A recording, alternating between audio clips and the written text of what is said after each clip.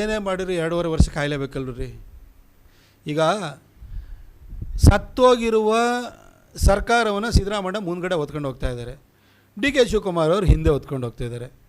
D K Shivakumar ಅವರು ಮುಂದೆ ಹೊರಬೇಕು ಅಂತ ಆಸೆ ಪಡ್ತಾ ಇದ್ದಾರೆ. ಸಿದ್ದರಾಮಯ್ಯ ಇಲ್ಲ ನಾನೇ ಮುಂದೆ ಹೊರೋದು ಅಂತ ಮಾಡ್ತಿದ್ದಾರೆ. ಸರ್ಕಾರ ಸತ್ತೋಗ್ಬಿಟ್ಟಿದೆ, ಏನು ಕೆಲಸಗಳೇ ನಡೀತಾ ಇಲ್ಲ, ಏನು ಕೆಲಸ ಕಾರ್ಯಗಳಾಗ್ತಾಯಿಲ್ಲ.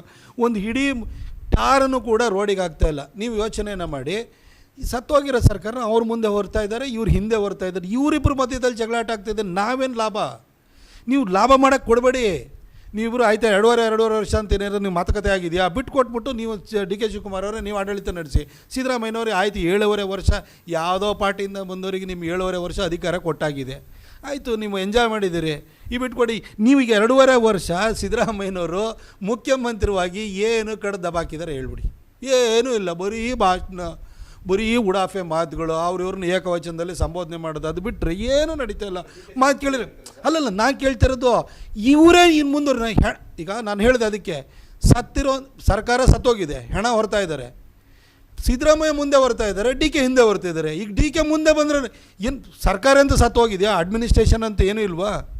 ಹಾಗಿರ ಮೇಲೆ ಹೊರರ್ ಬದಲಾಗೋದು ಅಷ್ಟೇ ವ್ಯತ್ಯಾಸ ಇರುವಂಥದ್ದು. ಸಿದ್ದರಾಮಯ್ಯನವರು ಬೇಸಿಕಲಿ ಭಯಂಕರ, ಅವರು ಏನು JDS ಇಂದ ಬಂದವರು, ದೇವೇಗೌಡರ ಗರಡಿನಲ್ಲಿ ಪಳಗಿದವರು. ದೇವೇಗೌಡರ ಗರಡಿನಲ್ಲಿ ಪಳಗಿ ಅಭಿವೃದ್ಧಿ ಕೆಲಸ ಕಲ್ತ್ಬಿಟ್ಟಿದ್ದಿದ್ರೆ ಒಳ್ಳೇದಾಗ್ತಾಯಿತ್ತು, ರಾಜ್ಯಕ್ಕೆ ಒಳ್ಳೇದಾಗೋದು. ಬರೀ ಪಾಲಿಟಿಕ್ಸ್ ಕಲ್ತ್ಕೊಂಬಂದ್ಬಿಟ್ರು ಅವರು. ಬರೀ ಕೂತ್ಕೋ, ಅಲ್ಲಿ ಇಲ್ಲಿ ಕೂತ್ಕೋ, ಅವ್ರವ್ರನ್ನ ಓಲೈಸುವಂಥ ಮಾತಾಡು, ಬರೀ ಗುರ್ರನ್ನು ಇವೇ ಮಾಡ್ತಿರ್ತಾರೆ. ಬಿಟ್ಟರೆ ಪಾಲಿಟಿಕ್ಸನ್ನು ಚೆನ್ನಾಗಿ ಮಾಡ್ತಾರೆ. ಈಗನೇ ಒಂದು ಯೋಚನೆಯನ್ನು ಮಾಡಿ, ಅವರಿಗೆ ಈಗ 2.5 ವರ್ಷದಲ್ಲಿ ಇಷ್ಟು ಒಂದು ಒಳ್ಳೆಯ ಅವಕಾಶವನ್ನು ಕೊಟ್ಟರಲ್ಲ. ಒಳ್ಳೆ ಕೆಲಸ ಮಾಡಿದರೆ ಸಿದ್ದರಾಮಯ್ಯನವರೇ ಮುಂದುವರಿಲಿ ಅಂತ ಜನ ಧ್ವನಿ ಎತ್ತಿಬಿಡೋರು. ಸಿದ್ದರಾಮಯ್ಯ ಅಂತ ಮುಖ್ಯಮಂತ್ರಿ ಮುಂದುವರಿಬೇಕಪ್ಪ ಅಂತ. ಜನ ಎಲ್ಲ ತೂಚಿ ಅಂತ ಮುಖಕ್ಕೆ ಉಗೀತಾ ಇದ್ದಾರೆ. ನಿಮ್ಮ ಹತ್ರ ಬಂದು ನೀವು ಪೊಲೀಸರು ಸರ್ಪಗಾವಲಲ್ಲಿ ಬಂದು ಕಾರ್ಯಕ್ರಮ ಮಾಡೋಗ್ತೀರಿ, ಅದಕ್ಕೆ ಸೋಷಿಯಲ್ ಮೀಡ್ಯಾದಲ್ಲಿ ಉಗೀತಾ ಇದ್ದಾರೆ ಅಷ್ಟೇ. ಜನ ಎದುರುಗಡೆ ಸಿಕ್ಕಿರು ಮುಖಕ್ಕೆ ಉಗಿದು ಬಿಡೋರು. ಆ ಥರ ಸ್ಥಿತಿ ಇದೆ. ಹೆದರಿಕೆಯಿಂದ ಸುಮ್ಮನಿದ್ದಾರೆ ಜನ. ಇಂಥ ಕೆಟ್ಟ ಆಡಳಿತ ಕೊಟ್ಟು ಮತ್ತೂ ನಾನೇ ಮುಂದುವರಿಬೇಕು, ಏನೂ ಆಗಿಲ್ಲ ಅಂತ ಮಾತಾಡ್ತಾರಲ್ಲ.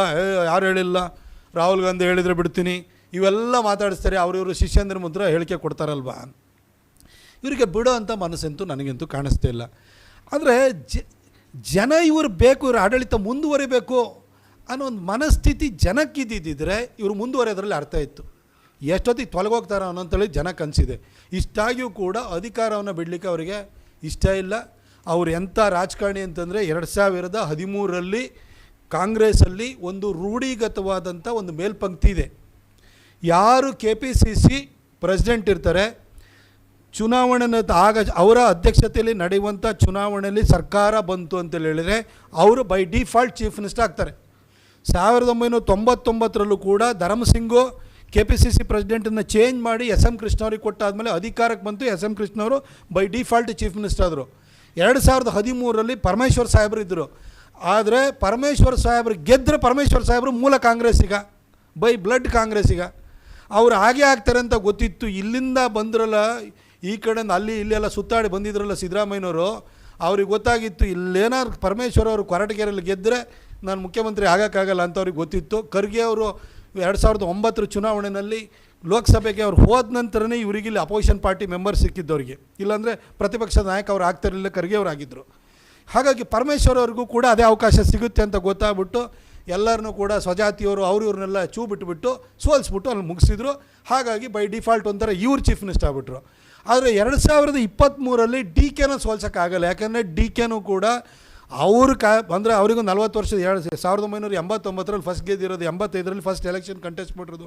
ಅವರು ಹುಟ್ಟು ಹೋರಾಟಗಾರ. ನಾವು ಯಾವುದೇ ಪಾರ್ಟಿಯವರು ಇರ್ಬೋದು, ಪಾಲಿಟಿಷಿಯನಲ್ಲಿ ಅವರು ಕೂಡ ಒಬ್ಬ ಬ್ರಿಲಿಯಂಟ್ ಪಾಲಿಟಿಷಿಯನ್ನು. ಅಭಿವೃದ್ಧಿ ಕಾರ್ಯ ಮಾಡದೇ ಇದ್ರೂ ಕೂಡ ರಾಜಕಾರಣ ಚೆನ್ನಾಗಿ ಮಾಡೋವಂಥವ್ರು, ಅವರು ಎದುರಿಸುವಂಥವ್ರು, ಅವರಿಗೂ ಸ್ವಂತ ಶಕ್ತಿ ಇರುವಂಥ ಮನುಷ್ಯ. ಈ ಮನುಷ್ಯನ ಸೋಲ್ಸೋಕ್ಕಾಗಲ್ಲ ಅಂತ ಅವ್ರಿಗೆ ಗೊತ್ತಾಯಿತು.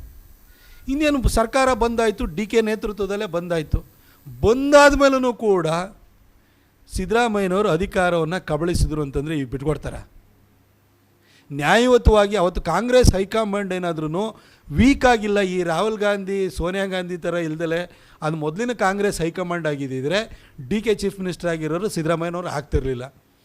ಇದು ಎಲ್ಲರಿಗೂ ಹೆದರ್ಕೊಳ್ಳುವಂತಹ ಕಾಂಗ್ರೆಸ್ ಹೈಕಮಾಂಡ್ ಆಗಿರೋದ್ರಿಂದ ಸಿದ್ದರಾಮಯ್ಯನವರು ಚೀಫ್ ಮಿನಿಸ್ಟರ್ ಆದರು. ಇವಾಗ ಬಿಟ್ಕೊಡೋಕೆ ಅವ್ರಿಗೆ ರೆಡಿ ಇಲ್ಲ. ನನಗಂತೂ ಬಿಟ್ಕೊಡ್ತಾರೆ ಅಂತ ಅನಿಸಲ್ಲ.